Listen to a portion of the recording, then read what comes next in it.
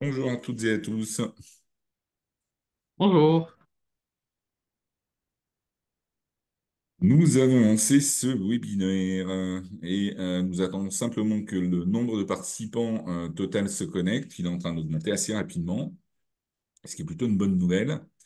Et donc, en attendant que tout le monde ait fini de se connecter, ce qu'on va faire peut-être, Gauthier, c'est se présenter rapidement, si tu es d'accord.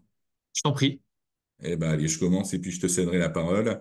Eh ben, bonjour à toutes et à tous. Je m'appelle Frédéric Hamez. J'ai le plaisir d'être le correspondant pour le groupe RS sur la zone sud-est, pardon. Je vais essayer d'articuler, ça serait mieux quand même ce matin. Ça sera plus agréable et je suis en charge plus spécifiquement de la partie épargne collective. La partie épargne individuelle étant assurée, le suivi, l'accompagnement de nos partenaires sur ces sujets-là étant, suivi sur ce, étant assuré, pardon, sur ce secteur-là par Victor De Witt. Voilà, Gauthier, je te cède la parole. Bonjour à tous, Gauthier Simona. Moi, je représente l'équipe Île-de-France et Grand Nord pour la région, une grande région, et aussi également sur les solutions d'entreprise, épargne salariale, retraite supplémentaire, article 39, pour ces thématiques-là, évidemment, mais plutôt la région parisienne et le nord de la France. Et donc, on est heureux de partager ce petit moment avec vous consacré au SEL ce matin. Donc, de 9h à 10h, on essaiera de tenir environ 1 heure ce matin sur ce petit point et les impacts qui ont été euh, finalement qui viennent impacter l'épargne salariale pour les SEL sur les dernières dispositions. Exactement. Nous sommes en train de surveiller le compteur des participants. Il y a, pour information, à peu près 70 personnes qui étaient inscrites ce matin et nous sommes actuellement à 44 personnes qui se sont connectées. Mais comme le temps tourne et qu'effectivement il est déjà 9h02, on va peut-être d'ores et déjà commencer et puis en espérant que ça fera venir celles et ceux qui n'ont pas encore eu le temps de pouvoir se connecter. Avant de commencer à rentrer dans le vif du sujet, simplement un petit rappel qui nous paraît important et qu'on a tenu à réaliser préalablement à cette présentation. N'oubliez pas que le groupe RS met à votre disposition deux challenges qui sont actuellement en vigueur. Le premier propre à l'épargne individuelle et qui va vous permettre de booster les commissions en ce qui concerne les demandes de transfert entrant sur les PER individuels RS. Et puis le deuxième qui est propre à la partie épargne collective, bien qu'il soit un peu teinté de production d'épargne individuelle, hein, puisque dans les conditions qui permettent là aussi d'obtenir un boost sur la production et les encours réalisés sur les nouveaux contrats produits en 2025 en matière d'épargne salariale, eh bien, il faut également réaliser la souscription d'un produit d'épargne individuelle. On n'entrera pas dans le, j'allais dire, plus de précision sur ce sujet-là ce matin. Vous avez vos correspondants locaux qui se feront un plaisir de vous indiquer comment cela fonctionne et pourquoi effectivement ça peut être très intéressant de participer à ces opérations. N'hésitez pas à les solliciter. Ils seront de joie de vous apporter toutes les précisions que vous souhaitez. D'autres choses à rajouter, Gauthier, avant qu'on démarre? Non, très bien. Si tu veux, je peux présenter peut-être le sommaire et puis je te laisserai Eh bien, débuter. écoute, avec plaisir, vas-y, je te laisse la primeur de la présentation du sommaire. Le sujet d'aujourd'hui, c'est donc les SEL finalement, puisque elles ont subi des changements successifs. Et donc, l'idée, c'est de présenter un petit peu les impacts en épargne salariale et peut-être les meilleures pratiques à adopter pour s'adapter à ces changements, puisque de toute manière, comme les dirigeants de SL, on va les subir. Mais voilà, l'idée, c'est de trouver le meilleur paramétrage et les meilleures stratégies. Et donc, on a intégré la dernière décision du Conseil d'État du 8 avril 2025 sur cette présentation. Le petit sommaire, donc on va introduire un petit peu le sujet, et puis on commencera à traiter, à rappeler en tout cas la genèse de la SEL, à quoi elle sert et depuis quand elle existe, et le fonctionnement finalement avec l'épargne salariale, quelles sont les personnes éligibles dans une SEL, parce que on va voir qu'on a trois publics, on a les dirigeants, donc les mandataires, gérants par exemple de CELARL ou président de CELAS par exemple. On a les salariés, donc ça, en lien de subordination. Et puis, on a un troisième public qui sont les associés, associés techniques, qui ont des rémunérations purement techniques, sans mandat. Donc, on verra parmi ce public qui sont les gens éligibles. Et puis, on va illustrer un petit peu tous ces changements qui sont intervenus sur le régime fiscal, sur le Conseil d'État, l'arrêt du Conseil, la décision du Conseil d'État de ce début d'année, sur l'exercice 2024, finalement, que parfois vous êtes en train de traiter pour l'intéressement qui était en vigueur en 2024. Et puis, quoi faire pour l'avenir? Les accords qui sont déposés cette année pour 2025 et les suivants. Et on illustrera tout ça avec un petit exemple à la fin de la présentation. Voilà, Frédéric, je te laisse débuter et n'hésitez pas à poser vos questions. Si on n'arrive pas à y répondre en live, on les notera évidemment pour vous faire des retours derrière par message, mail. Parfait, merci Gauthier. Alors effectivement, on commence par la genèse et l'éligibilité à l'épargne salariale en ce qui concerne les sociétés d'exercice libéral. On rappelle hein, que ces sociétés ont été instituées depuis la loi numéro 90-1258 du 31 décembre 1990 et ça permet en fait cette loi d'exercer une activité libérale au travers d'une société de capitaux, simplement. Elle a permis effectivement de créer un certain nombre de structures qui sont les structures, on va dire, miroirs de celles qu'on connaît sur les sociétés de capitaux classiques, hein, les SARL, pardon, les sociétés en commandite et les sociétés par action simplifiées. Et bien évidemment, ces sociétés d'exercice libéral sous forme de sociétés de capitaux concerne des professions qui sont des professions médicales, juridiques et judiciaires, pardon, et techniques, dont les experts comptables et les commissaires aux comptes. Depuis le 1er janvier 2024, comme vous l'a très bien expliqué Gauthier, les gérants de sociétés d'exercice libéral doivent obligatoirement distinguer leur rémunération technique, celle qui est, j'allais dire, en lien avec leur activité professionnelle, de la rémunération dite de gérance, celle qui est donc liée au mandat social exercé au sein de la structure de société d'exercice libéral. Et on va, dans les minutes qui viennent, voir un petit peu quels sont les impacts au niveau fiscal et en termes de détermination de la rémunération de gérance. Et vous allez voir qu'effectivement, c'est quand même relativement lourd de sens. Mais on rappelle qu'effectivement, les associés de société sont éligibles au dispositif d'épargne salariale uniquement s'ils disposent d'un mandat social. Et ça, c'est important de le préciser. Parce que comme Gauthier l'a indiqué, on va le voir d'ici quelques minutes, on va parler d'éligibilité,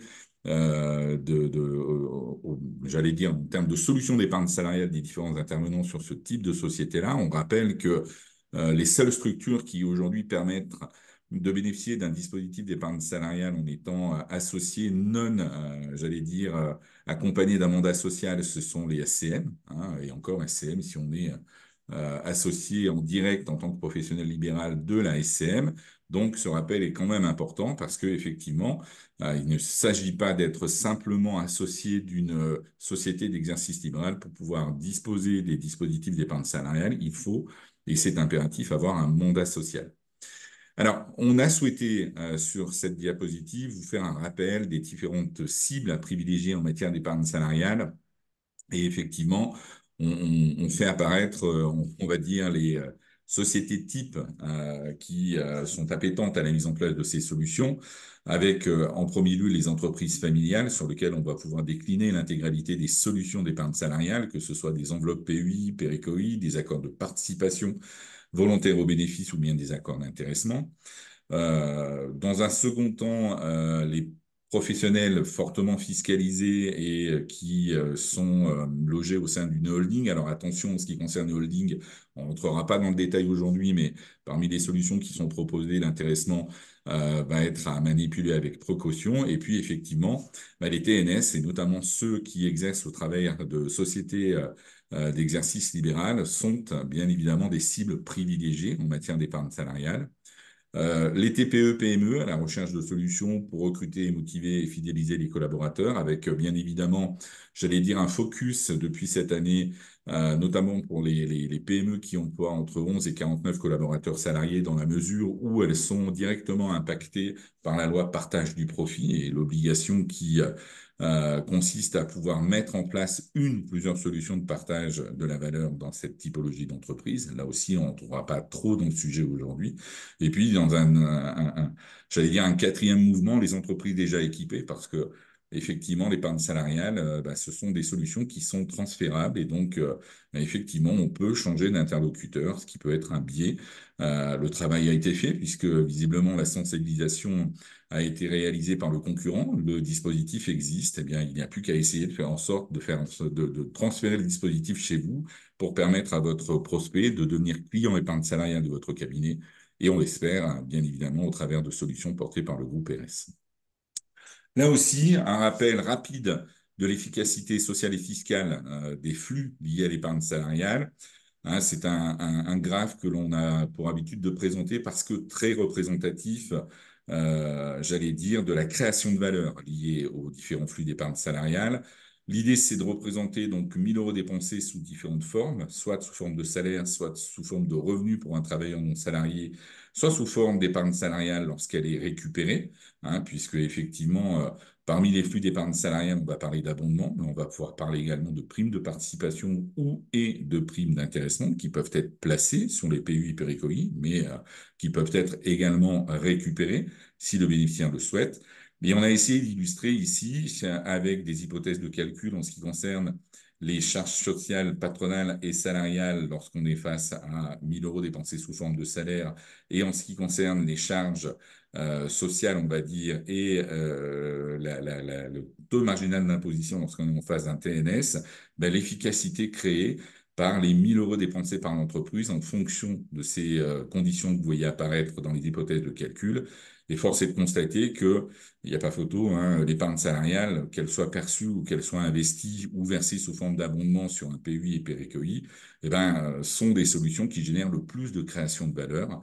Et donc, effectivement, s'il fallait encore vous convaincre de l'utilité de ces solutions, on espère que ce graphe finira de faire le travail et qu'il vous donnera envie, parlant de parler de ces solutions-là auprès de vos prospects et de vos clients. Alors, bien évidemment, on va parler d'épargne salariale, mais il faut encore avoir à l'esprit qu'on ne peut pas parler d'épargne salariale à tout le monde, puisque effectivement, voilà, on fait apparaître les conditions d'éligibilité en matière d'épargne salariale, notamment du dirigeant, puisque, comme le dicton l'indique, charité bien ordonnée, commençons souvent par soi-même, c'est un biais assez intéressant, hein. À partir du moment où le dirigeant d'entreprise peut lui-même bénéficier des dispositifs d'épargne salariale qu'il s'apprête à mettre en œuvre, c'est toujours plus facile de le convaincre de la mise en place de ces solutions-là. On rappelle néanmoins qu'il faut nécessairement employer, en plus du dirigeant salarié, à minima un collaborateur salarié dans l'entreprise pour pouvoir mettre en place une ou des solutions en matière d'épargne salariale, avec une règle générale en ce qui concerne le dirigeant d'entreprise qui consiste à toujours observer l'effectif de la structure en année civile N-1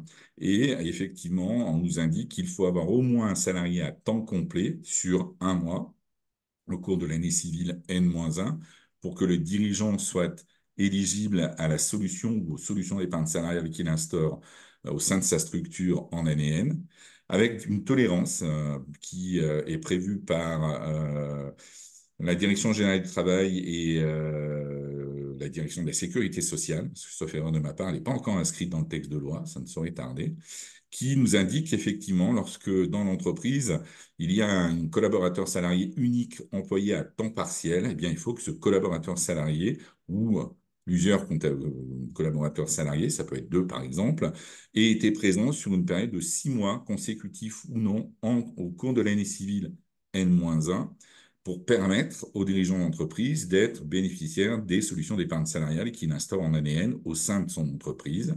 Et puis, comme on est en France, bien évidemment, il y a la règle, il y a la tolérance et il y a l'exception à la règle, puisque effectivement, on va pouvoir instaurer un dispositif d'épargne salariale en année N et faire en sorte que le dirigeant soit lui-même bénéficiaire de cette solution d'épargne salariale en année N, si effectivement l'ouverture du dispositif est effectuée l'année de création du premier emploi de la structure. Mais attention, premier emploi à temps complet. Donc voilà, on rappelle rapidement quelles sont les conditions d'éligibilité des dirigeants d'entreprise en matière d'épargne salariale. Et puis un rappel des règles de prudence, hein, bien évidemment, qu'on verra tout à l'heure. Ces règles s'appliquent à l'ouverture des PUI Péricoï, mais sont également à prendre en considération en matière d'instauration et donc de bénéfice du dirigeant d'entreprise aux primes d'intéressement et aux primes de participation. Je l'indique parce qu'effectivement, ça peut être des fois un petit peu déstabilisant lorsqu'on est en face d'une entreprise qui a une clôture du bilan qui ne coïncide pas avec l'année civile. Donc, il faut faire attention à ces éléments. Juste peut-être pour compléter, Frédéric, Bien sûr. sur les SEL, finalement, pour lier les sujets, on est effectivement souvent dans les SEL sur des effectifs qui sont assez petits, hein. Donc, tout à l'heure, tu présentais l'efficacité pour les entreprises de moins de 50 salariés, parce que souvent, dans une SEL, on est vraiment sur ces cas-là, à moins de 50, quasi systématiquement, puisque souvent, on a des professionnels libéraux qui se mettent ensemble dans une activité en tant que dirigeants, associés, et qui prennent un ou plusieurs salariés en commun, finalement, pour l'aide à leur activité. Donc c'est souvent voilà, le cas d'entreprises de moins de 50 salariés avec le forfait social à 0% sur tous les outils, intéressement, participation, abondement, donc la meilleure efficacité possible. Et on a souvent ce cas avec seulement un ou deux salariés, donc vérifier l'éligibilité du dirigeant est vraiment quelque chose d'important quand on a seulement un salarié, pour savoir à quel moment mon dirigeant va pouvoir profiter de ces outils. Exactement. Les autres bénéficiaires des solutions en matière d'épargne salariale, ce sont bien évidemment les collaborateurs ou collaboratrices salariés, hein, présents à l'effectif de la structure qui met en œuvre ces solutions d'épargne salariale.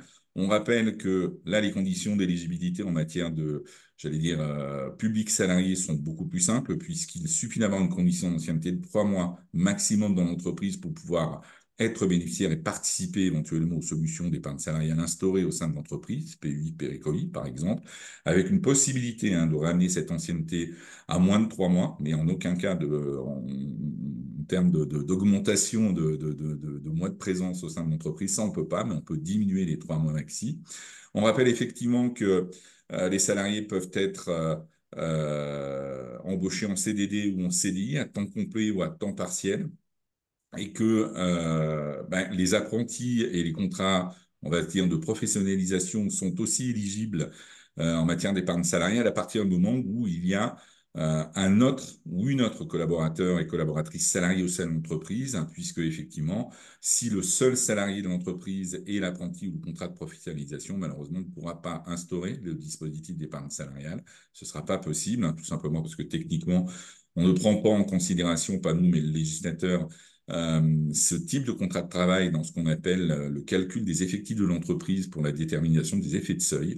Et donc, par conséquent, on ne peut pas instaurer de dispositif d'épargne salariale si effectivement les seuls salariés de l'entreprise sont des apprentis ou des contrats pro.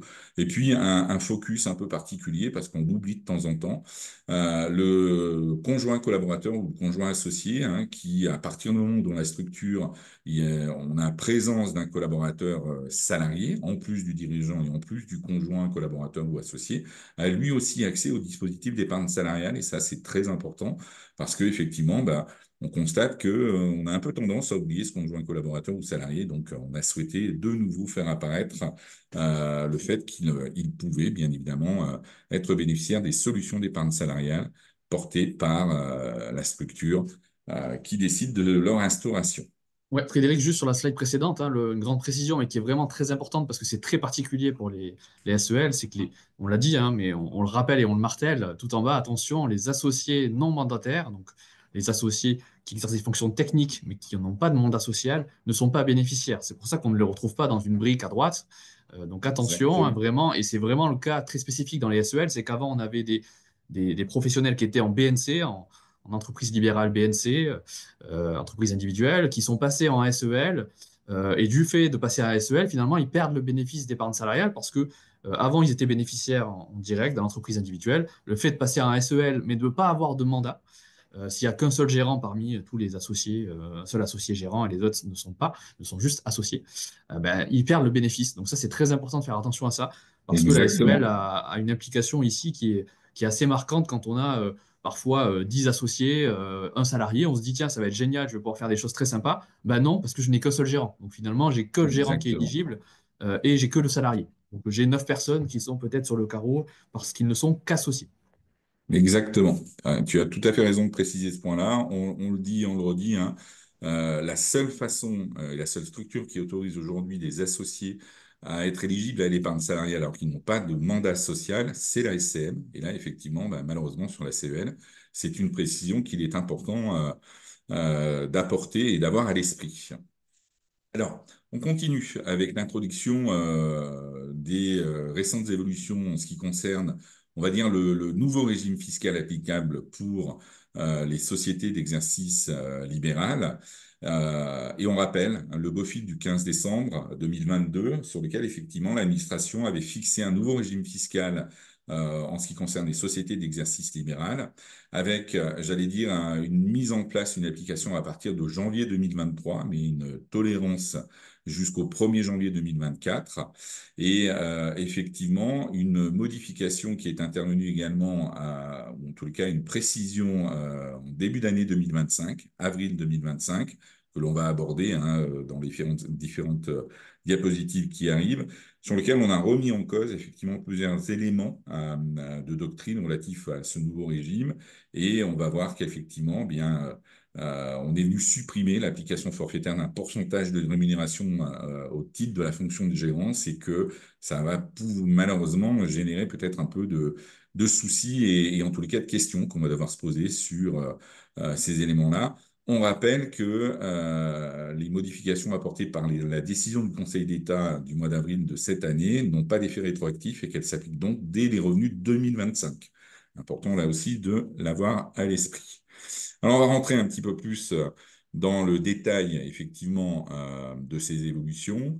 Euh, on va dire qu'effectivement, la modification qui a été apportée par le BOFIF consiste à dire qu'effectivement, les associés, quel que soit le type de la société d'exercice libéral, doivent identifier, j'allais dire, deux types de rémunération. Leurs rémunérations liées à leur activité, qui sont des rémunérations techniques, et ces rémunérations relèvent des bénéfices non commerciaux et sont imposées comme telles.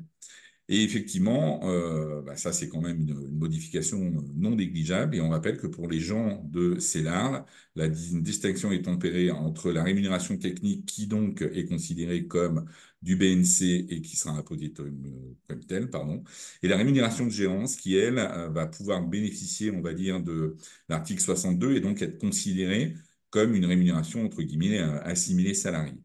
La fameuse tolérance qui existait et qui a été modifiée cette année, c'est qu'effectivement, eh bien, pour déterminer quelle était la rémunération de gérance à distinguer de la rémunération technique des associés des sociétés d'exercice libéral, eh bien, on pratiquait un pourcentage de 5% de la rémunération totale qui correspondait au revenu du mandat social, le solde étant considéré comme une rémunération technique et donc étant intégré donc au BNC. Et c'est cette tolérance administrative, effectivement, qui nous permettait de calculer un certain nombre d'éléments que l'on va voir d'ici quelques secondes.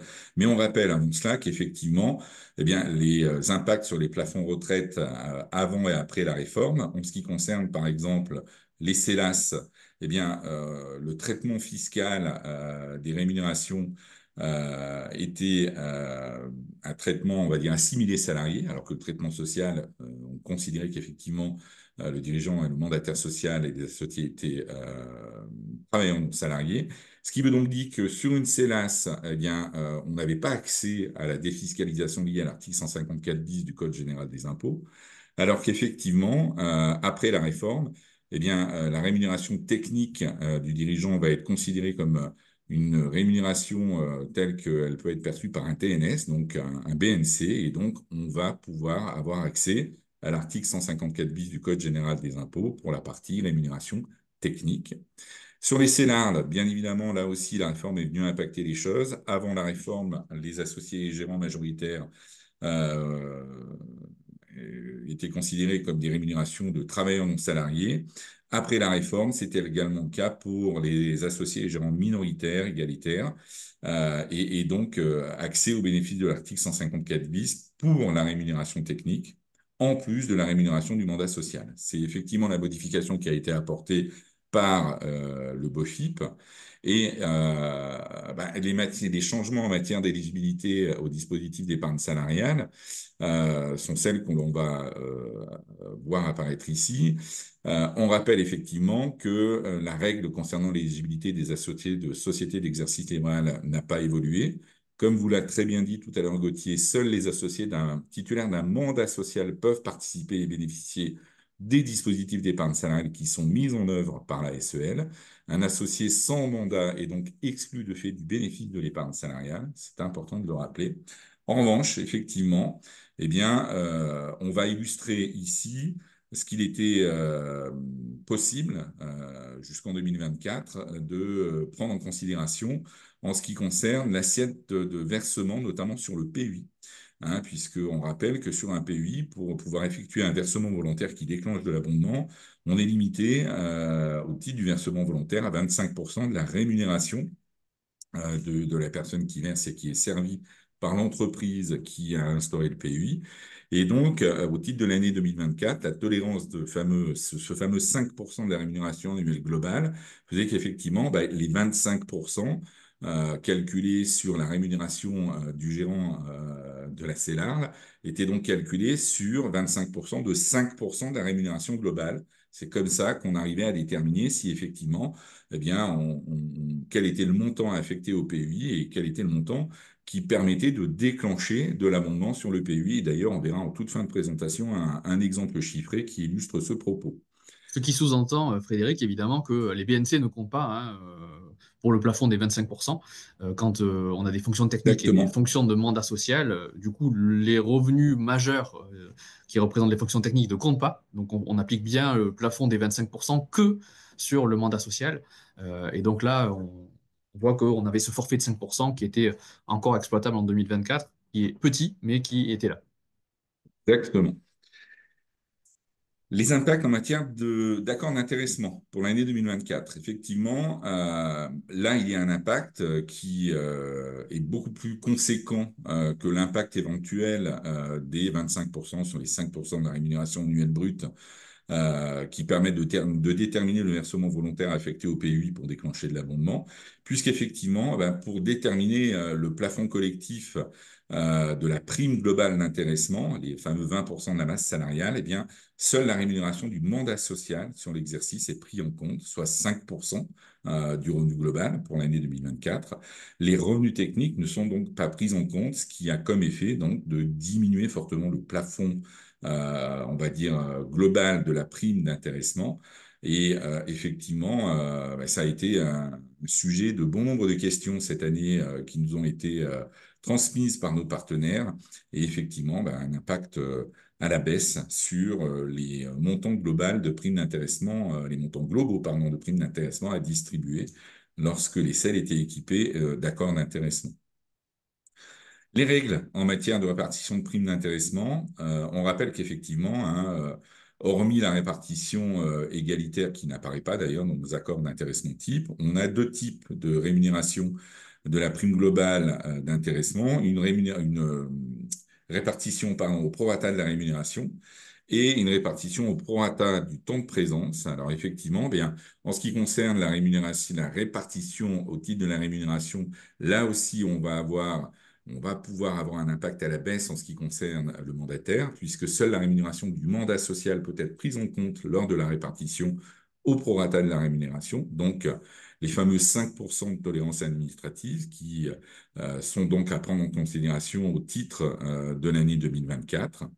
Alors que, ben, effectivement, la répartition au temps de présence semble peut-être un petit peu plus, j'allais dire, perspicace et en tous les cas efficace, puisque on va considérer que le gérant est présent à 100% au sein de sa structure, ce qui permet d'avoir une prime d'intéressement qui va être peut-être plus intéressante pour le mandataire social en termes de distribution par rapport, j'allais dire, à l'affaiblissement de ce qui pourrait lui être versé par le fait de l'application de la tolérance que l'on a indiquée et qui sur la rémunération et qui permet de prendre en considération uniquement les 5% de la rémunération comme étant identifiée la rémunération liée au mandat social dans la masse de la rémunération globale du mandataire social. Donc attention à cet impact-là. Et puis, tout naturellement, ça nous amène à parler effectivement des changements relatifs en matière de primes de participation aux bénéfices. Et là aussi, eh bien, effectivement, On va retrouver, j'allais dire, les mêmes inconvénients en ce qui concerne les clés de répartition, notamment pour la répartition au prorata de la rémunération du gérant de la structure. Et donc, on va essayer, bien évidemment, pourquoi pas, de répartir plutôt au temps de présence et non pas au titre de la rémunération. Mais effectivement, il est important de préciser que le plafond collectif de la participation, lui, il ne risque de ne pas être trop impacté par cette nouvelle mesure, puisque effectivement, hein, le plafond collectif est basé sur le montant du résultat, pardon, et non de la masse salariale. Et donc, effectivement, bah, on le verra peut-être un peu plus tard. Aujourd'hui, on est en droit de s'interroger sur non pas, j'allais dire, la remise en cause d'accords d'intéressement au sein de ces structures-là, mais peut-être le fait d'utiliser plus des accords de participation volontaire que des accords d'intéressement sur ce type de structure-là, pour un gain en termes d'efficacité et de somme à distribuer, qui serait bien évidemment plus intéressante. L'accès au P2E et au PERCO, au PEI et au PERICOI, plus exactement, on rappelle hein, effectivement ce qui prévalait en 2024, hein, le fait qu'on soit limité à 25% de la rémunération au titre des versements volontaires sur le PEI fait que par nature, on était obligé d'appliquer ces 25% sur les 5% de rémunération qui sont, j'allais dire, identifiés comme étant la rémunération liée au mandat social sur l'année correspondante à l'exercice de calcul qui détermine le montant du versement volontaire à réaliser sur le PEI. Donc c'est un rappel effectivement de cette notion-là. En revanche, là aussi, bonne nouvelle, hein, on rappelle que sur le PERICOI, il n'y a pas de limite de versement et que par conséquent, on n'est pas tenu à respecter un plafond lié à la rémunération du bénéficiaire et donc du mandataire social. Celui-ci est libre de verser comme bon lui semble. Alors, il peut tout à fait verser et se cantonner à un versement qui lui permet de faire le plein de l'abondement sur le PERICOI, ou bien pourquoi pas utiliser des plafonds de défiscalisation liés à l'article 154 bis, hein, qui lui permettrait d'avoir des versements plus conséquents et qui déclencheraient de l'abondement sur le PERICO, même s'il faut faire attention, bien évidemment, parce qu'il y a des interactions entre le plafond de l'abondement et les plafonds disponibles en matière de versement défiscalisé. Donc là aussi, hein, bonne nouvelle, pas de limitation, donc ce sera peut-être euh, j'ai un outil à privilégier plus que le PEI. Puis, on rappelle effectivement qu'il faut néanmoins être prudent, hein, c'est ce dont on parlait tout à l'heure. Principe de non-substitution qui doit être respecté. On ne peut pas verser des sommes issues de l'épargne salariale en remplacement de sommes issues de la rémunération. Le caractère collectif du dispositif qui doit être respecté et les formes et les délais de modification des accords d'intéressement ou de participation qui doivent être là aussi respectés. Donc, un focus sur ces éléments-là qui sont vraiment importants. Mais, j'allais dire en conclusion, ben voilà quels étaient au titre de l'année 2024 les impacts de ces évolutions réglementaires en ce qui concerne les associés des sociétés d'exercice libéral et notamment en ce qui concerne les mandataires sociaux de ces structures-là. Et puis, comme nous sommes en France, eh bien évidemment, le législateur n'en est pas resté là. Il a modifié un certain nombre, plus exactement un point relativement important, et je vais céder donc la parole à Gauthier qui va finir d'aborder ces sujets au titre de l'année 2025 et illustrer nos propos par un exemple en toute fin de présentation. Je te cède la parole, Gauthier. Merci Frédéric. Donc, tout à fait. Donc on a bien vu là l'impact majeur hein, du WOFIP qui a obligé à distinguer les rémunérations techniques et mandats. Et donc le fait de faire ça, c'est que finalement, nous en épargne salariale, on va globalement retenir que les rémunérations du mandat pour les versements volontaires, le plafond des versements du PEI, pour la masse salariale, pour l'intéressement. Donc ça va vraiment être impactant, en tout cas à prendre en compte par rapport aux dirigeants qui avant prenaient tout en rémunération de gérance. Donc ce changement est assez important. Le forfait de 5% est très faible et surtout, il a été remis en cause pour 2025. Donc c'est ce qu'on va voir tout de suite. Donc pour 2025, on a une décision du Conseil d'État toute récente du 8 avril, qu'on a intégrée donc, à la présentation, qui supprime cette tolérance des 5% en disant finalement, on considère que cette tolérance de 5%, elle n'a aucune justification. Donc finalement, le mandat social ne vaut pas 5% de rémunération par défaut. Donc, il demande à passer à un régime plutôt réel, plutôt qu'un régime forfaitaire avec ces 5%, un régime réel. Ce qui veut dire que par défaut, on sera à 0%. Et on va voir en bas qu'il va falloir justifier ça, parce que les qualifications des tâches aussi devront être qualifiées de manière rigoureuse avec l'expert comptable. Donc ça va être un travail à faire pour 2025, de dire finalement, je suis gérant de ces larles, j'ai donc une rémunération de mandat, une rémunération technique, mais en fait, je dois justifier. Et je dois dire qu'est-ce que je mets à gauche, rémunération de gérance, qu'est-ce que je mets à droite, et quelles sont les tâches que j'y associe. Si je ne le fais pas, je serai considéré à zéro sur ma rémunération de gérance, donc avec les impacts sur l'épargne salariale qu'on va voir juste après, et tout le reste sera en rémunération technique, donc full BNC. Donc à partir de 2025, si on suit cette décision du Conseil d'État qui est quand même impactante, puisque voilà, c'est pas une petite décision. Le Conseil d'État donne quand même les idées à suivre, même s'il y aura de la jurisprudence derrière. Mais ça montre quand même que finalement, le mandat social, par défaut, il va être vidé de son forfait de 5%, il va passer à zéro, sauf si, avec l'expert comptable, je vais justifier l'émission et le temps et le pourcentage finalement que ça représente de ma rémunération annuelle.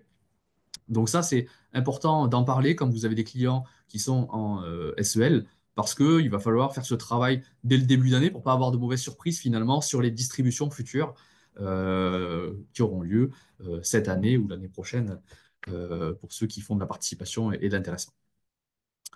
Donc si on suit ce schéma-là et les questions qu'on a vues tout à l'heure, on va voir un peu les différences par rapport aux éléments montrés par Frédéric sur 2024. Premier sujet, est-ce que ça change quelque chose sur les personnes qui sont éligibles à l'épargne salariale dans les SEL? Non, ça ne change rien, hein. Cette décision du Conseil d'État ne change rien.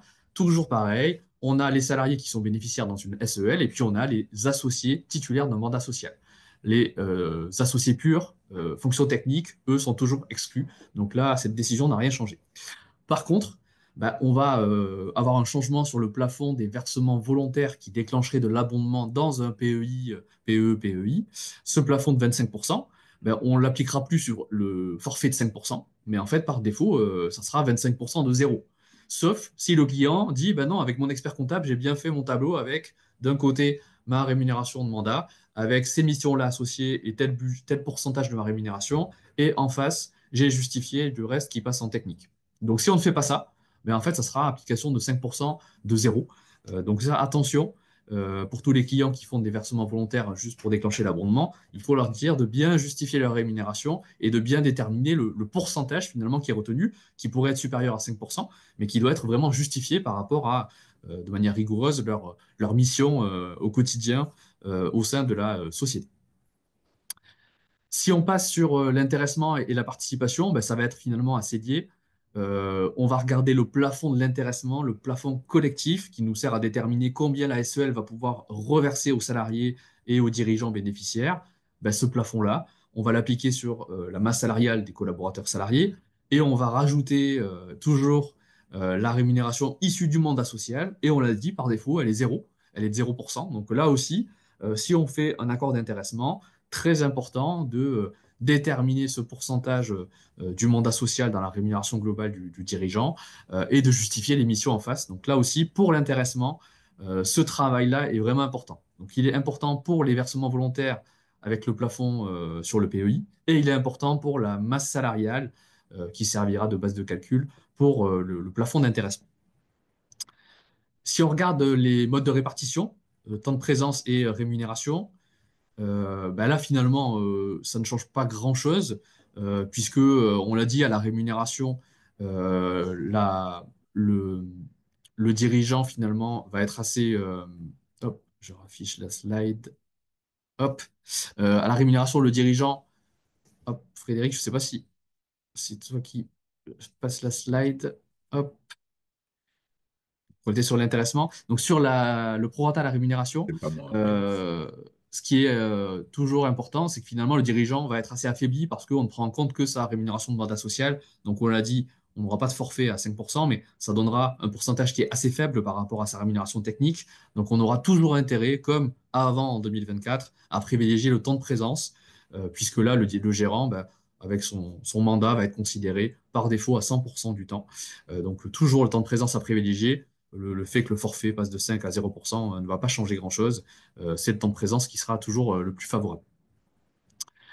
Si on passe sur la participation, bah là, c'est la même logique, hein, finalement. On va toujours, comme pour l'intéressement, privilégier le temps de présence, puisque là, on a cette application à 100%. Et dans la même logique, on l'a dit que le mandat social, par défaut, passerait à 0% du temps s'il n'est pas justifié. Donc, on a toujours intérêt à privilégier la participation, qui nous permettra d'aller chercher des plafonds plus élevés que ce que nous permettra de faire l'intéressement avec le plafond lié à la masse salariale, qui sera quand même bien limité du fait des règles appliquées sur la rémunération du dirigeant.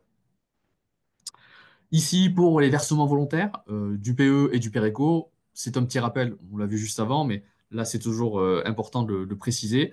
Le gérant, le dirigeant de CELARL va être bien limité dans ses versements volontaires pour déclencher l'abondement, puisque c'est toujours sur le PEI, la rémunération liée au mandat social, on l'a vu, qui sera très faible. Donc finalement, versement volontaire avec abondement, ben, c'est un peu compliqué hein, sur une CELARL. Donc on le verra, plutôt intérêt finalement à aller utiliser les accords de participation, par exemple, les primes qui vont être distribuées pour les placer dans un PE, les placer dans un PERECO éventuellement, pour aller déclencher les abondements, parce que le versement volontaire, il va être très limité sur le PE hein, avec ce plafond. Ça ne permettra pas de déclencher tout l'abondement de 8% du pass sur le PE, PEI.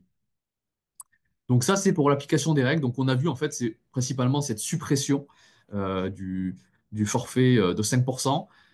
Donc là, on le voit hein, sur la rémunération retenue du mandat social 2024. Avant, on avait ce 5% par défaut. Dorénavant, en 2025, de par défaut, on est à 0%. Donc là, très important de faire ce travail et de commencer à en parler aux clients. On a bien un shift entre ce qu'on faisait avant en 2024 et ce qu'on va faire pour l'avenir à partir de 2025, sauf s'il y a un revirement avec le Conseil d'État, mais a priori, c'est pas forcément prévu. Donc là, attention, justifiez bien les tâches et le pourcentage que représente le mandat social. C'est vraiment quelque chose qui est important. On ne pourra pas le faire nous-mêmes, donc ça sera vraiment un travail à pousser pour que le client le fasse avec son expert comptable, parce que ça sera utile pour tout, pour sa fiscalité, on voit l'application des dispositifs d'épargne salariale, et on privilégiera toujours, mais comme avant, sur les accords d'intéressement et de participation, une répartition plutôt temps de présence pour que le dirigeant, le mandataire, ait une rémunération un peu plus, une prime un peu plus élevée finalement que s'il avait choisi la rémunération au salaire. Gauthier, si tu m'y Oui. autorises, une question, effectivement, je rebondis sur ce que tu étais en train de dire, sur l'aspect primordial j'allais dire, de voir avec l'expert comptable ces notions de rémunération, etc. Il y a une question qui nous est posée, qui nous demande si effectivement le procès-verbal d'Assemblée générale qui fixe la rémunération du dirigeant est suffisant en la matière. On va pas se positionner sur cette question, on peut pas, malheureusement. Donc, est-ce que c'est suffisant? Est-ce que ça l'est pas? Il faut vraiment voir avec l'expert comptable. Nous, malheureusement, chez RS, on n'a pas la ressource en interne pour répondre à ce type de questions, hein. Désolé. Ouais, là, c'est vraiment un enjeu à avoir les cabinets comptables. Alors, ça fera partie, je pense, des faisceaux d'indices, mais voilà, faut voir si c'est suffisant ou pas, sachant que c'est encore, on l'a dit, une décision assez récente. Donc peut-être que ça nécessitera de faire des recherches avec le cabinet comptable sur la meilleure façon, mais je pense que le PV sera un des outils pour qualifier ces éléments-là. Mais sera-t-il suffisant? Ben, ça, c'est un élément qu'il faudra préciser avec le cabinet comptable. Une autre question, si tu Oui, m'y je t'en autorises, prie. Gauthier, parce que là, pour le coup, j'ai moi une vision des choses qui sera peut-être différente de la tienne. On a une question qui nous interpelle sur le fait de dire, voilà, imaginons que nous sommes sur un 0% des rémunérations liées au mandat social. Est-ce que pour autant, la personne qui est mandataire social existe quand même? Et en termes d'éligibilité d'épargne salariale, quelles sont les conséquences? Moi, j'aurais tendance à dire qu'effectivement, à partir du moment où la personne est bel et bien bel et bien, pardon, un mandat social, elle serait au moins éligible au PERECOI, qui permet de pouvoir verser et récupérer de l'abondement sans avoir à se référer à des notions de rémunération. Par contre, pour les autres dispositifs, compte tenu qu'on est à zéro de rémunération, on va être embêté et ça sera, à mon avis, pas jouable, quoi. Je ne sais pas ce que tu en Ouais, penses. bah, c'est difficile parce que finalement, c'est plus le 0%, c'est plus une situation par défaut. C'est de dire, ah bah, on n'a rien fait, donc on est à zéro, donc parce qu'on n'a pas justifié. Mais réellement le dirigeant, il est bien mandataire, il a bien des fonctions, il apparaît bien sur le cabis. Donc, pour moi, c'est un peu en fait, une situation par défaut qu'il ne faut pas maintenir et où il faut aller faire ce travail de justification parce que le D'accord. dirigeant, il aura peut-être 1%, 2%, 3%, 5%, 10% de son temps. Et pour moi, il paie quand même des cotisations sur le revenu. C'est pas comme un dirigeant qui ne prendrait aucun revenu, ni en BNC, ni en mandat, et qui serait finalement pas soumis aux charges sociales. Là, l'idée aussi, il y a des textes et l'idée des URSSAF derrière l'épargne salariale, c'est de cotiser sur des rémunérations. Vous cotisez sur des rémunérations. En face, vous avez droit au dispositif avantageux de l'épargne salariale. Là, on a quand même un mandataire qui va souvent jouer le jeu, puisqu'il va avoir des BNC importants. Et c'est juste qu'il n'aura pas qualifié son mandat. Donc pour moi, le fait qu'il n'ait droit à rien parce qu'il est à zéro, parce qu'il n'a pas justifié, je pense que c'est pas forcément le sujet. Pour moi, c'est juste de lui dire vraiment, il faut le faire, parce que sinon, voilà, c'est dommage d'afficher zéro alors que bah, tu es mandataire et que tu apparais sur le cabis et que tu as quand même des missions de mandataire. Donc, il faut le faire, il faut le qualifier, parce que sinon, par défaut, on est à zéro. Et donc, ce qui te donnera le droit et sans souci d'avoir l'intéressement à la participation. Pour moi, c'est plus une question de travail en amont. Le fait de dire il n'a droit à rien parce qu'il est à zéro par défaut, je pense que comme il a quand même du BNC derrière, qu'il a des cotisations, on peut justifier qu'il ait droit à des avantages en épargne salariale, quoi. C'est pas quelqu'un qui serait vraiment que en dividende full, sans autre rémunération, qui ne jouerait pas le jeu de cotiser pour avoir de l'autre côté des avantages non soumis à forfait social. Donc moi, je serais plutôt dans l'idée de dire, bon, c'est un dirigeant qui paie des cotisations, qui joue le jeu, donc il aurait droit normalement à l'intéressement participation. Euh, voilà, même si ce travail-là est peut-être pas encore fait ou qu'il est en train de le faire sur la justification des tâches. Moi, j'ai pas la même vision des choses que toi. Alors, on est là sur la zone grise, les zones grises en matière d'épargne salariale, hein. Donc, Ouais, tout à oui, fait. Donc effectivement, ça, c'est pas voilà, une on science pourra. exacte, hein. Mais bon, Exactement. Ben, et puis c'est tout nouveau aussi, hein. Enfin, ce schéma de exactement. 0%, c'est aussi des choses qui sont toutes nouvelles. Donc, On n'a pas voilà, encore le recul nécessaire, donc à voir dans exactement. les Exactement. semaines Et et les puis, mois qui viennent. pareil, c'est une décision qui vient de tomber, donc on n'a pas du tout de jurisprudence sur laquelle nous appuyer, donc on n'a pas vu de requalification encore sur cette décision du Conseil d'État. Mais je pense pas que, voilà, pour moi, ces clients-là ne seront pas les plus sanctionnés du schéma, hein. Les gens qui sont sanctionnés, c'est ceux qui vont prendre l'abus de droit, qui vont chercher des avantages sans donner un peu de cotisation de l'autre. Voilà. On va creuser ce point-là et puis on va voir avec les retours de jurisprudence aussi quelque chose qui va nous permettre un peu d'alimenter aussi dans cette réflexion. Si on fait une petite synthèse des stratégies pour ce qu'on pourrait faire finalement en 2025 avec l'addition de ces deux nouvelles règles, la nouvelle déclaration fiscale entre les revenus techniques, les revenus du mandat, le fait qu'on ait plus forfait, qu'est-ce qu'il faut faire? Il faut évidemment justifier ses missions. On l'a répété tout au long de ce webinaire, mais on le dit encore. On va plutôt choisir l'accord de participation, si on peut, par rapport au public, parce que bah, finalement, il va être moins impacté pour le plafond. L'accord de participation, on le rappelle, il est calé sur le résultat, le bénéfice de la société. Donc, il n'intègre pas ce plafond lié à la masse salariale comme l'intéressement. Donc, il sera souvent finalement plus facile à piloter pour aller distribuer un peu plus que prévu. Parce que si j'ai qu'un salarié qui est à temps partiel ou qu'un salarié avec un petit salaire, si je fais 20% de ce salaire-là, je vais pouvoir distribuer qu'un petit bout de prime. Le fait de faire de la participation me permettra d'aller un peu plus loin. Donc, dans les structures de petite taille ou familiales, c'est large, bah, la participation sera quand même un outil qui se permettra de générer plus de primes. Donc, quand on peut le faire, c'est un bon outil. Ça sera pas, la participation n'est pas de l'intéressement, donc parfois l'intéressement sera mieux apprécié s'il y a une volonté de mettre des objectifs et de motiver les collaborateurs, mais en tout cas, ça sera un outil qui est aussi plus simple, notamment par rapport à la nouvelle formule dérogatoire qui est possible, inférieure à la formule légale. Donc ça pourrait être aussi un outil à utiliser dans ces sociétés-là pour maîtriser un peu le budget qu'on souhaite distribuer en pourcentage du résultat du bénéfice. Sur la répartition, on l'a dit, ben, on va plutôt opter pour le temps de présence, puisque le temps de présence va être plus favorable pour le dirigeant, puisque sa rémunération est liée à son mandat, qui sera très faible. Donc là, si on veut être mieux disant, on choisit plutôt le temps de présence sur nos accords d'intéressement et de participation au profit du dirigeant. Et enfin, on va, pour déclencher l'abondement du PEI, être assez limité parce qu'on a vu le plafond des 25% sera aussi un point qui va nous embêter. Plafond de 25% sur les versements volontaires liés à la rémunération de mandat. Donc, on va aussi aller chercher des primes d'intéressement et de participation qui vont être placées par notre dirigeant mandataire dans son PEI. Et le fait de placer ces primes, de les épargner dans son PEI, ça déclenchera l'abondement. Alors que mon versement volontaire, lui, il est plafonné. L'intéressement et la participation ne rentrent pas dans ce plafond-là. Donc, pour le coup, même si j'ai un plafond à 25% de mon mandat de gérance qui me donne, je sais pas, 300 euros, je peux épargner ma prime d'intéressement de 1000 euros qui va déclencher mon abondement total sur le PU. Donc ça peut être un relais qui remplace le versement volontaire sur le PEI. Le PERECOI, lui, on est plus libre puisqu'on n'a pas ce plafond de 25% de la rémunération et on peut en plus faire des versements retraite 154 bis, que ce soit en CELARL, mais aussi en CELAS, comme tu l'as montré tout à l'heure, Frédéric, puisque comme on a du BNC pour ces fonctions techniques, finalement, aujourd'hui, le mandataire en CELAS, il peut aussi faire du versement retraite 154 bis Madelin. Est-ce que tu veux prendre des questions, Frédéric, ou on enchaîne sur le petit exemple?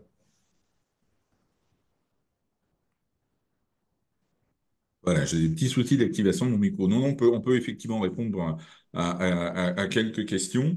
Alors, on nous demande de préciser si effectivement la formule légale de participation, puisque effectivement dans les stratégies, on est en train d'expliquer que la participation au bénéfice paraît plus pertinente aujourd'hui que l'accord d'intéressement, compte tenu de la limitation de la prime globale d'intéressement liée à ces modifications. On nous demande de préciser qu'effectivement, on ne tient pas compte dans le S de la formule légale des salaires des dirigeants d'entreprise. Donc c'est bien le cas, hein, il n'y a pas de souci. Effectivement, la modification, enfin en tous les cas l'impact est moindre compte tenu du fait qu'on sortait déjà sur la formule légale la rémunération du dirigeant. Donc pas de souci de ce côté-là. Euh, Tout à fait. Et en plus, on l'a dit, hein, il y a les formules dérogatoires qui aujourd'hui, en plus, permettent d'aller peut-être plus simplement à l'essentiel avec un pourcentage du résultat courant de la Exactement. société. Et ce, d'autant plus qu'on n'est plus aujourd'hui pieds et poings liés avec ce qu'on appelait la clause d'équivalence, hein, qui nous obligeait à verser ce que la formule légale aurait permis de verser. Et donc, on devait verser plus. Aujourd'hui, on peut même avoir des participations qui déclenchent des montants moindres que ce que la formule légale aurait donné en termes de versement à réaliser, et puis faire du complément par le jeu du supplément de participation. Tout ça, bien évidemment, c'est à voir avec vos correspondants locaux, sans aucun problème. Et vous les retrouvez Euh, aussi hein, sur les nouveaux accords qu'on a mis en ligne, les accords c'est de ça. participation en ligne. Donc, si vous voulez revoir ce point-là, vous verrez, on a intégré ces sujets-là que vous pourrez revoir avec vos correspondants locaux, mais qui sont vraiment utiles pour adapter la participation sur les petites structures. C'est vrai que la participation était un peu boudée sur les sociétés de petite taille, mais aujourd'hui, avec cette formule dérogatoire, ça devient un outil, même pour une SEL, qui peut être parfois intéressant à exploiter. Exactement. Une question qui nous dit, voilà, mais vous avez une offre qui s'appelle RS Conviction qui ne possède pas d'accord de participation intégré. Est-ce qu'il est possible de basculer RS Sélection sur RS Sélection, par plus exactement, qui, lui, possède effectivement un accord de participation intégré avec formule de calcul légale? Alors la réponse est oui, mais c'est pas aussi simple que ça, hein. On vous invite vraiment à prendre attache avec votre correspondant local. Mais oui, c'est faisable, ouais, il y a une petite procédure à respecter. Dans les faits, faisable. Dans les faits bis, faisable, mais avec une procédure à mettre en œuvre et qui est non pas complexe, mais qui voilà, doit être respectée. Donc, rapprochez-vous de votre correspondant local. Il sera tout à fait à même de pouvoir vous expliquer comment réaliser l'opération, mais c'est faisable sans aucun problème. Et c'est Euh, encore plus Pardon. facile à piloter effectivement de RS Conviction vers RS Sélection, puisque on va sur un contrat où tous les fonds de conviction sont présents. Donc voilà, ça reste quelque chose qui est faisable en respectant la procédure de signature, mais ça se fera sans souci. Exactement. Une dernière question alors, à laquelle moi je vais encore une fois, je suis désolé, mais je veux pas que vous ayez l'impression que je botte en touche, mais encore une fois, c'est pas notre domaine de compétence. On nous pose la question de pluralité de gérance. La construction du tableau détaillé ne pourra laisser que peu de tâches à chacun. Encore une fois, c'est pas voilà, c'est à voir avec l'expert comptable. Moi, en tous les cas, je suis pas compétent pour répondre à ce type de questions. Non, mais voilà, c'est effectivement un sujet intéressant, mais voilà, on va voir ça avec notamment les prochains congrès experts comptables et l'ordre pour creuser un peu ces sujets, parce que c'est des sujets intéressants, effectivement, quand on a plusieurs co-gérants, voilà, qui fait quoi, les missions sont réparties, effectivement, peut-être que le pourcentage qui va être indiqué pour chacun va être plus bas que si on avait un seul gérant pour toute une structure. Donc ça, effectivement, c'est une bonne remarque qu'il va falloir suivre là-dessus. Mais on a vu qu'on pouvait quand même se débrouiller avec une répartition de temps de présence pour trouver parfois des meilleurs outils que ceux qu'on avait jusque-là appliqués pour les anciennes règles. On illustre un petit peu nos schémas vus ce matin, Allez, c'est Frédéric? parti. Donc, on prend un petit exemple de Anna, qui est médecin en SEL, sur un exercice comptable 2024. Donc là, on prend la situation 2024 avant la décision du Conseil d'État, puisque, on l'a dit, la décision du Conseil d'État n'est pas censée être rétroactive parce que la vision de sécurité juridique, on ne revient pas sur les exercices précédents. Donc, 2024, on avait encore cette tolérance de 5%. Donc, sur un bénéfice total de 73 684 euros, ben, on répartit la rémunération technique à 70 000 et par défaut, la rémunération du mandat social à 5%, donc 3 684 euros. Dans la SEL, elle a, en plus du coup d'Anna, qui est notre mandataire associé, on a un salarié à temps partiel à 80%. Et donc, notre dirigeant dit, ben moi, je vais aller chercher l'abondement du PEI, PERECOI à 300%, plafond légaux. J'ai une clôture fiscale au 31/12. Donc, qu'est-ce que je fais pour 2024?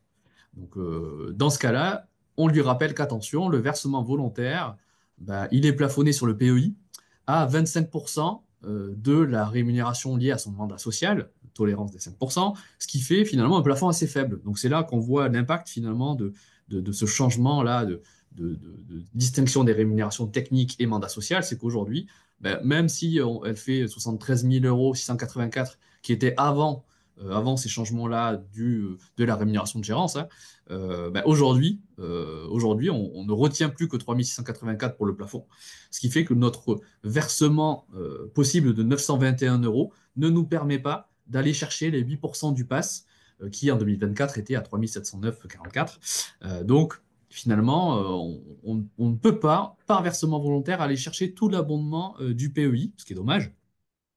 Par contre, sur le Pérécoï, on l'a dit, on n'a pas ce plafond-là. Donc là, elle peut faire un versement 154 bis Madeleine, par exemple, pour 2473 euros. Ça, c'est l'optimum pour déclencher l'abondement, mais même plus pour aller chercher un peu plus de plafond retraite déductible. Et donc, elle pourrait percevoir l'abondement total en versement volontaire sur le Pérécoï. Donc, on voit qu'on a une différence PEI-Pérécoï qu'on peut annihiler, compenser en utilisant peut-être un accord de participation, par exemple l'accord intégré qu'on a abordé tout à l'heure dans le contrat RS Sélection, parce que lui permettra de déclencher donc des primes de participation pour la salariée évidemment et pour notre ANA mandataire social. On pourra faire une répartition de temps de présence pour que ce soit plus favorable au dirigeant qui est présent à 100% du temps, alors que notre salarié est présent à 80%. Donc là, on fera le produit en croix. 80 sur 180 pour la salariée et 100 sur 180 pour notre dirigeante qui aura la majorité du budget de participation qui sera distribué. Donc ça peut être un outil. Et cette prime, bah, Anna va décider de la placer sur son PEI et elle déclenchera le solde de l'abondement qui manque pour déboucler les 3 709,44 euros restants. Donc voilà, c'est pour montrer un peu l'impact sur, attention, mes versements volontaires en PEI sont plafonnés. Et ça a une implication pour nos gérants mandataires de SEL. Mais voilà, utiliser les accords, ça peut venir en soutien pour aller chercher tout l'abondement. Et donc, on voit la règle du temps de présence appliquée ici. Si on illustre ça sur 2025 cette fois-ci, Anna n'a rien fait, n'en a pas parlé à son expert comptable, ce qui fait que sur son bénéfice identique à 73 684 euros, bah, par défaut, tout est considéré comme du BNC, fonction technique. Donc, rémunération de mandat de 0 par défaut. Donc là, attention, va voir ton expert comptable, euh, qualifie bien l'émission, vois qu'est-ce qu'il faut comme fait taux d'indice, est-ce que le PV suffit, est-ce qu'il faut bien indiquer ça ailleurs. Donc ça sera important à creuser et on suivra ça. On est dans le même item d'un salarié en plus à temps partiel et les plafonds légaux classiques, sauf qu'ils ont été relevés pour 2025, donc on aura des montants un peu plus importants. Bah là, qu'est-ce qu'on fait? Hop, pardon. Qu'est-ce qu'on fait? Versement volontaire, 25% de zéro, puisque notre mandat est à zéro. Donc là, elle ne peut pas faire de versement volontaire dans le PEI pour déclencher l'abondement. Sauf si on justifie de 5, 10, 15, 20% de temps de mandat. Pour le Pérécoï, on n'est pas embêté. Versement retraite, au moins 2512 euros pour aller débloquer les 7536 de 2025. Et du coup, là, c'est vraiment utile d'avoir un accord, hein. Donc là, jouer sur l'accord de participation ou d'intéressement éventuellement, c'est utile parce que ça va permettre d'aller chercher l'abondement du PEI. Donc là, on va passer sa PIM sur le PEI, on va déclencher tout l'abondement du PEI. Et du coup, là, on a un client qui est content parce qu'il a optimisé vraiment son dispositif d'épargne salariale. Donc là, pour les SEL, on voit que on va fonctionner un peu différemment des autres clients qui commencent généralement par l'ouverture du PEI, Pérécoï, qui font des versements volontaires avec de l'abondement parce que c'est simple, parce que c'est facile à piloter de base.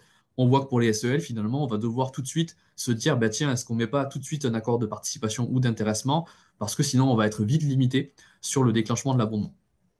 Mais je rejoins complètement Gauthier et ça remet notamment sur cette typologie d'entreprise, de société de capitaux, sur le devant de la scène notre offre à la sélection qui, on le rappelle, hein, intègre, embarque en capsule, on va appeler ça comme on veut, un accord de participation au bénéfice, certes avec formule légale, mais enfin, on va avoir de fait de quoi alimenter les dispositifs PUI Péricoi par l'affectation de primes de participation, ce qui est quand même pas un mince avantage.